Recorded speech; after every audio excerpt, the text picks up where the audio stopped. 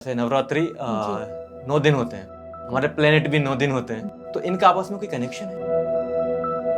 जो हमारे 9 प्लैनेट्स हैं उसके अनुसार नवरात्रि नहीं चलती। नवरात्रि में 9 स्वरूप हैं माता के। इसी प्रकार से हर राशि का अपना ग्रह है, उसका अपना कलर है। अलग अलग दिन के अनुसार अलग अलग कलर कि आप अपनी राशि के अनुसार कलर फॉलो करें तो वो आपको विशेष फल देंगे। कि भाई आपको अपनी राशि के अनुसार क्या चढ़ाना चाहिए।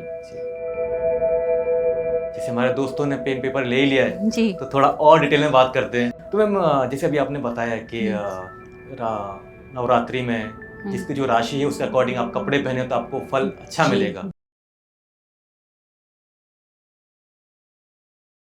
मैम जैसे कि अभी नवरात्रि आने वाले हैं, जी तो मैं नवरात्रि के बारे में पूछना चाहूँगा। ऐसा कहा जाता है कि ये एक शक्ति का पर्व है, 9 दिन पूजा होती है, जी तो इस टाइम पे धरती पे जो शक्ति का असर होता है, प्लैनेट्स का जो असर होता है, जी मतलब बाकी दिनों से ज़्यादा असर करता है, जी जी जी ऐसा क्या होता है? जी जी। पहले उसके लिए तो ये समझने की ज़रूरत है कि शक्ति है क्या। जी जी। ठीक है, हम ऐसा क्यों मानते हैं, ये चीज़ें क्यों हैं। हम्म, ठीक है, नवरात्रि का जो 9 दिन का हम माता रानी के साथ जुड़े रहते हैं, शक्ति माता को, क्योंकि शक्ति को जो है माता का ही प्रतीक है, जी। तो उनके साथ जो हम जुड़े रहते हैं वो क्या है, उसमें खास बात क्या है। देखिए, एक बार जब हम इसमें अगर हम कथा की बात करें तो जब हम कथा पढ़ते हैं नवरात्रि के अंदर तो महिषासुर नामक नाम आता है बार बार। ठीक है, तो महिषासुर की बात करें तो महिषासुर एक ऐसा दैत्य था।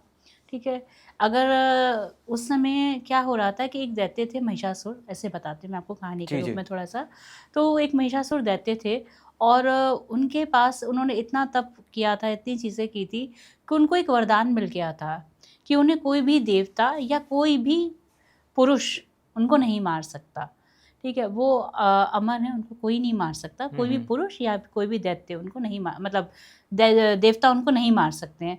ठीक है, तो अब क्या हो रहा था, क्योंकि वो तो दैत्य थे, राक्षस थे और उनको अपनी ताकत पर बहुत घमंड हो गया था और वो युद्ध करते चले जा रहे थे, लोगों को मारते चले जा रहे थे। इतना ज़्यादा वो युद्ध बढ़ गया, चीज़ें बढ़ गई, या इतना ज़्यादा उन्होंने आक्रामकता फैला दी चीज़ों के अंदर कि लोग मरते चले जा रहे थे। और जब ऐसे लोग मरते जा रहे थे तो अब ये सब कुछ देखते-देखते, क्योंकि ईश्वर धरती पे सब कुछ देख ही रहे हैं, तो जब वो देख रहे थे ये सब इतना सब बढ़ता चला जा रहा है, तो वहाँ पर कहीं न कहीं हमारे देवताओं को भी एक चिंता, एक घबराहट हुई कि भई इनको तो वरदान मिल गया और ये अपनी मनमानी करते चले जा रहे हैं। तो फिर इन सब चीज़ों को देखते हुए हमारे ब्रह्मा जी और विष्णु और महेश, हमारे शिव जी, जी। ये सब तीनों लोगों ने आपस में किसी चीज़ की, आपस में उन्होंने जब उस चीज़ को देखा, तो जब उन तीनों की ऊर्जा से जो एक शक्ति पैदा हुई, वो थी माँ दुर्गा। ओके। ठीक है, उन तीनों की जो शक्ति थी उससे जो पैदा हुई वो थी माँ दुर्गा। ठीक है, क्योंकि मैंने आपको बताया कि जब वो महिषासुर, जब वो जो मतलब खराबी फैला रहे थे, लोगों को मार रहे थे, आगे पीछे दिन नहीं देख रहे थे, रात नहीं देख रहे थे, और एक बात थी कि भाई कोई पुरुष और देवता तो उनको मार ही नहीं सकता। जी। तो फिर इसलिए उनको अपनी तीनों की ऊर्जा को लगा के, उन तीनों की ऊर्जा को लगा के उनको वहाँ पर लाना पड़ा और वहाँ पे माँ शक्ति, माँ दुर्गा का वहाँ पर जन्म हुआ। और फिर वो, अब जब हम कथा पढ़ते हैं तो उसके अंदर क्या होता है कि महिषासुर ने एक ये घमंड दिखाया है उस कथा के अंदर कि सप्तशती का पाठ जिसको बोलते हैं, तो उसके अंदर ये उस कथा में उसने ये घमंड दिखाया उनने कि भाई ये तो एक औरत है, महिला है, ये तो मेरा कुछ बिगाड़ ही नहीं सकती। जी, उनको बोला था कि मेरा पुरुष कुछ नहीं कर सकता है, हाँ, ये तो ये उनको वरदान था। वरदान था, ये तो उनको वरदान था, जी। लेकिन उनको एक ये घमंड था कि भाई एक और ये तो उनको महिला, घमंड था कि महिला तो मेरा कुछ बिगाड़ ही महिला नहीं तो मेरा सकती। कुछ बिगाड़ ही नहीं सकती कि एक जी, महिला जी। मुझको कैसे मार सकती है। जी, जी। ठीक है, तो ये उनको घमंड था इस चीज़ का। तो लेकिन फिर क्या हुआ, वही माँ शक्ति थी जिन्होंने महिषासुर का वध किया था। जी। ठीक है, और माँ दुर्गा ने जब उनका वध किया तो 9 दिन और 9 रात ये युद्ध चला, माँ ओके। दुर्गा के साथ महिषासुर का। ओके। ठीक है, तो महिषासुर का जो 9 दिन और 9 रात जो युद्ध हमारा चला, उसी वजह से ये नवरात्रि उसी की वजह से हुई। नवरात्रि नाम इसीलिए दिया गया कि 9 रात्रि।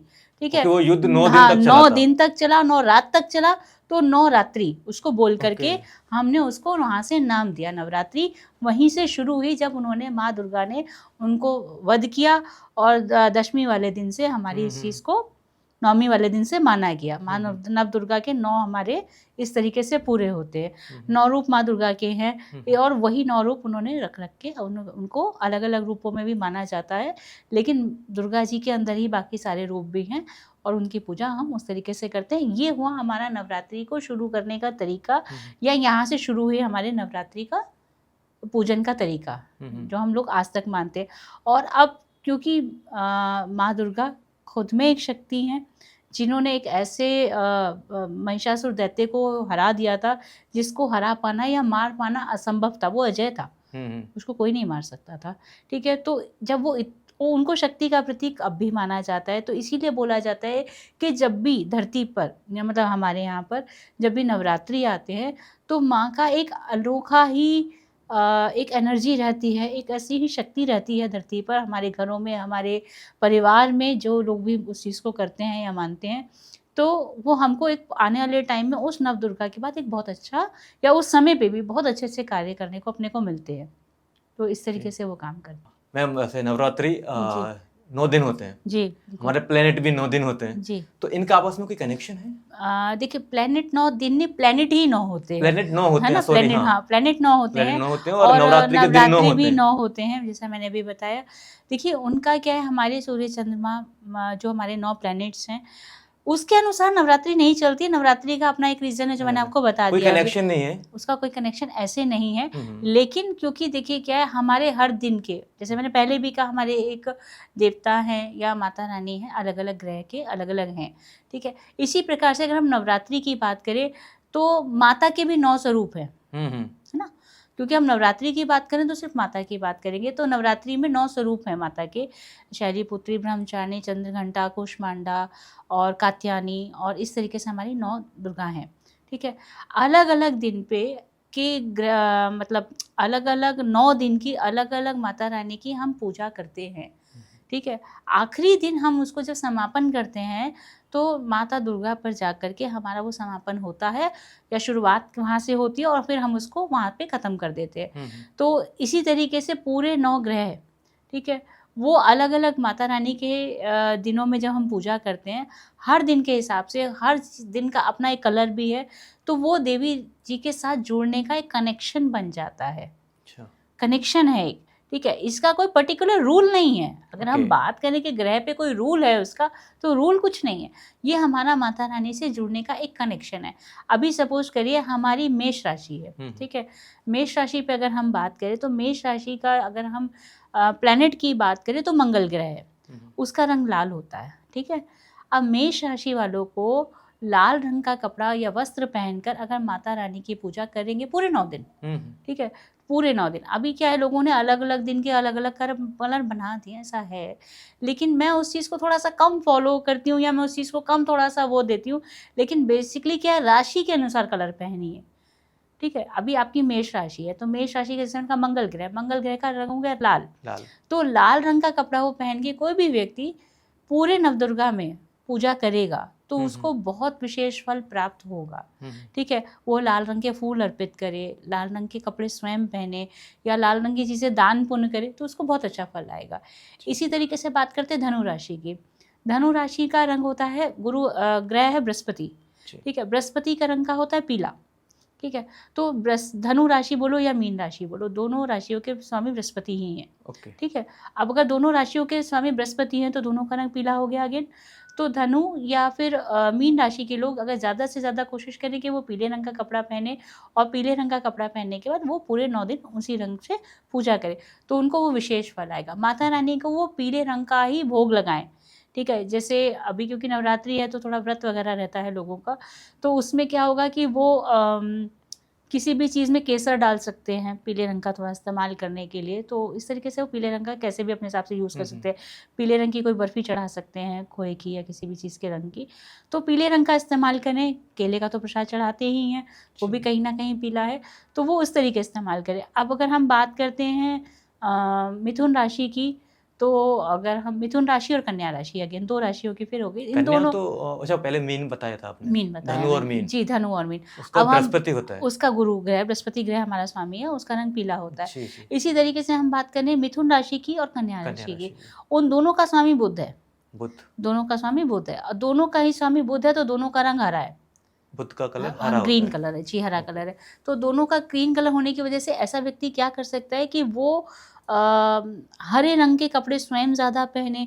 अभी लेडीज़ की अगर हम बात करें तो हरे रंग की चूड़ियाँ पहन सकते हैं, हरे रंग का ब्रेसलेट पहन सकते हैं। तो ग्रीन कलर का यूज़ ज़्यादा से ज़्यादा करें, तो जब वो ग्रीन कलर का यूज़ ज़्यादा से ज़्यादा करेंगे तो उनको उसका इम्पैक्ट बहुत अच्छा आएगा। इसी प्रकार से हर राशि का अपना ग्रह है, उसका अपना कलर है। शुक्र की बात करें, ठीक है, शुक्र के लिए हमारी राशि हो गई तुला, ठीक मैम है। एक सेकंड में आपको एक जी, मिनट रुकना हाँ, जी चाहूंगा। बिल्कुल। दोस्तों आप पेन और कागज ले लीजिए, आपकी जो भी राशि है, जी, जी, जो भी बिल्कुल। मैं बता रही, आप हाँ, नोट कर लीजिए। हाँ, बिल्कुल, जी मैम, बिल्कुल, उनको हमेशा याद रहेगा वो याद चीज़। रहेगा जो भी आपकी राशि है। तो मैं इसको छोटा-सा फिर रिपीट कर जी देती जी, हूँ, ठीक जरूर है। जरूर। अभी हम बात करते हैं मेष राशि की, ठीक है, और वृश्चिक राशि की, जो कि हमारी पहली और 8वीं राशि है। तो मेष और वृश्चिक राशि की बात करें तो उसका रंग है लाल, जी। ठीक है, और उनको वो सब फॉलो करना है रेड कलर वाला, ठीक है। अगर हम बात करते हैं इसकी धनु, धनु राशि की, धनु राशि और हमारी ये मीन, हाँ, मीन राशि और धनु राशि ये हमारी गुरु ग्रह से रिलेटेड है, गुरु, ठीक है। तो वो दोनों राशियाँ गुरु ग्रह से रिलेटेड है, तो ऐसे लोगों को पीले रंग का ज़्यादा से ज़्यादा इस्तेमाल करना है। कोशिश करें कि आप माता रानी को भी पीले रंग का लहंगा पहना सकते हैं, चुनरी पहना सकते हैं पीले रंग की, तो पीले रंग का यूज़ ज़्यादा करें। इसी तरीके से अगर हम बात करें तुला राशि की और वृषभ राशि की, तो वो सफ़ेद रंग, ठीक है। तो ऐसे लोगों को माता रानी को सफ़ेद रंग के भी वस्त्र पहना सकते हैं, शांति का प्रतीक है, अच्छी बात है। या खुद वाइट तो नहीं बोल सकते, कपड़े पहन के पूजा करने में थोड़ा शुभ नहीं माना जाता है, जी जी। लेकिन कहीं ना कहीं सफ़ेद फूल चढ़ा सकते हैं, सफ़ेद रंग की मिठाई चढ़ा सकते हैं माता रानी को, तो वो वैसा कर सकते हैं। इसी तरीके से अगर हम बात करें कुंभ राशि की और ये आपकी मकर राशि की, शनि से रिलेटेड होती है, तो वो राशि के कलर है ब्लू कलर, ठीक है। तो जब वो ब्लू कलर के कपड़े पहनेंगे तो उनके लिए वो रिजल्ट्स बहुत अच्छे हैं, ठीक। और इसी तरीके से अब हमारी जो राशि है मिथुन, मिथुन और कन्या, कन्या, बस यही बची ना। जी। हाँ, इसी तरीके से हम बात करें मिथुन और कन्या राशि की, तो उनका रंग है हरा, ठीक है। तो वो लोग अगर हरे रंग का इस्तेमाल कर रहे हैं, माता रानी को भी कुछ हरे रंग के कुछ सजावट जिसे पत्तों की कर देते हैं उनके पीछे सजाने के लिए, तो बहुत अच्छी बात है। माता रानी आपके ऊपर विशेष रूप से खुश होंगी। आप स्वयं भी हरे रंग के या हरे रंग की चूड़ियाँ, जैसे मैंने आपको बोला कि वो पहन सकते हैं लेडीज़, या ब्रेसलेट वगैरह, तो वो उनके लिए वो बहुत अच्छा रिजल्ट लाएंगे।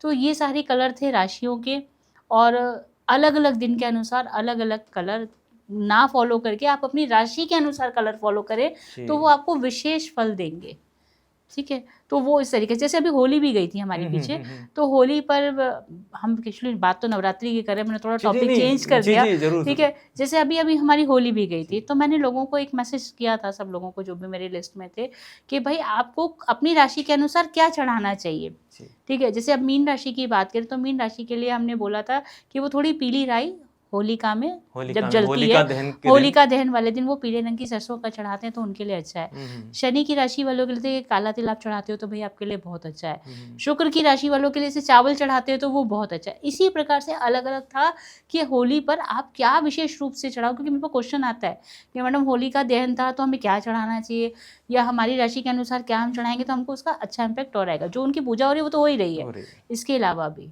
तो वो एक अच्छा रिजल्ट आता है उससे, इस तरीके से। तो इस तरीके से जो ग्रह हैं, हमारी राशियां हैं, वो हमारे ग्रह नवरात्रि में अलग अलग दिन से अलग अलग प्रभाव देते हैं, अलग अलग राशियों के अनुसार। तो दोस्तों जो भी आपकी राशि है, तो कोशिश कीजिए जब भी नवरात्रि पड़े आप उसी कलर के जो भी राशि में हमने बताई है उसके अकॉर्डिंग कपड़े पहने, तो आपको फल ज़्यादा मिलेगा। जैसे हमारे दोस्तों ने पेन पेपर ले लिया है जी, तो थोड़ा और डिटेल में बात करते हैं, हाँ, जिससे उनको पता चले कि जो राशि है उसके अकॉर्डिंग वो समझ सकें कि क्या करना चाहिए क्या नहीं करना चाहिए। जी बिल्कुल। तो मैम जैसे अभी आपने बताया कि नवरात्रि में जिसकी जो राशि है उसके अकॉर्डिंग आप कपड़े पहने तो आपको फल अच्छा मिलेगा, बेटर मिलेगा। तो उनको नवरात्रि में जो स्वरूप होते हैं माता के नो, जैसे अभी आपने बताया था, तो उनको किस राशि वाले को कौन से स्वरूप की पूजा करनी चाहिए? जी मैं बिल्कुल बताना चाहूँगी इस बारे में। हमारी 12 राशियाँ हैं और 12 राशियों के अनुसार किस व्यक्ति को किस माता रानी की विशेष रूप से पूजा करनी चाहिए। अगर हम मेष राशि की बात करें तो माँ चंद्रघंटा की उनको विशेष रूप से पूजा करनी चाहिए। और मेष राशि वाले जब माता चंद्रघंटा की विशेष रूप से पूजा करेंगे, अर्चना करेंगे, तो उनको पूरे नवरात्रि भर में विशेष रूप से एक अच्छा फल आएगा। अगर इसी तरीके से बात करें हम वृषभ राशि की, तो वृषभ राशि की अगर हम बात करें तो वृषभ राशि वाले को माँ महागौरी की पूजा करनी चाहिए, क्योंकि माता रानी की महागौरी का जो उनका नवदुर्गा का एक स्वरूप है, उससे उनको विशेष रूप से लाभ आएगा। और अगली राशि पर आते हैं हम मिथुन राशि के ऊपर। अगर हम मिथुन राशि की बात करें तो मिथुन राशि वालों को माँ स्कंद माता का विशेष रूप से पूरे नवदुर्गा में अर्चना करनी चाहिए, पूजा करनी चाहिए, ताकि माता स्कंद माता उनको विशेष रूप से एक अच्छे फल दे सके। अब हम आते हैं चौथी राशि पे, जो कि हमारी कर्क राशि है। अगर हम कर्क राशि की बात करें तो माँ ब्रह्मचारिणी, ठीक है, ब्रह्मचारिणी माता की उनको जब वो पूजा करेंगे तो उनको उससे विशेष रूप से अच्छे फल आएंगे। अगर हम इस तरीके से बात करें सिंह राशि की, तो सिंह राशि के लोगों को विशेष रूप से माँ कात्यायनी की पूजा ज़रूर करनी चाहिए और उनको माँ कात्यायनी का विशेष रूप से आशीर्वाद प्राप्त होता है।